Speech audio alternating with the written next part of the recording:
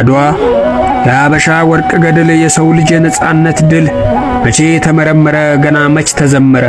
አድዋ መቼ መከበር ጀመረ አድዋ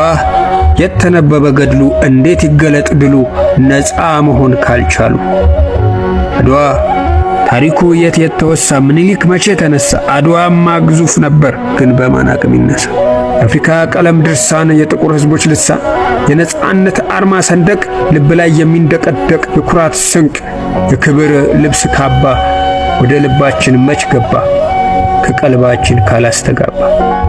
አድዋ ድል እንደተመዘገበ መች በቅጡ ተዘገበ ገጽ ገጹ ብቻ እየተነበበ አድዋ ያ ተራራው የሚያበራው ከምን እንደተሰራ ጮራው ማን ተኩሶ እንዳበራው ካላወቅነው እሳቱን ትኩሳቱ ምናችን እንደሚያሞቀው እንዴት ወኔያችን እንደሚሰብቀው መቼ ገባን ገድሉን ሳናነሳ ወተን እየገባን ያ ተራራ ያ የነጻነት ድል ጮራ የት ድረስ እንደሚያበራ ችለን አላየነው ከበን እየሞቅነው እኛስ ራሳችን ገናም አላወቅነው የአድዋ ምድር አፈሩ ሰው የተሰራበት የጥቁር አርነት ሀ የተባለበት ነጻነት ዋ ተብሎ የተከበረበት የሰው ልጅ እንደ አዲስ የተፈጠረበት ሰው እፍ የተባለበት አፈር መሆኑ ካልተነገረ ድሉማ መች ተከበረ አድዋ ትንሿ ጠጠር ሰው ተብላ እስክትቆጠር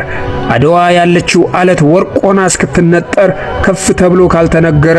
አድዋ ካልተዘመረ ምኑን ታሪክ ተወሳ ምንድነው የተነገረ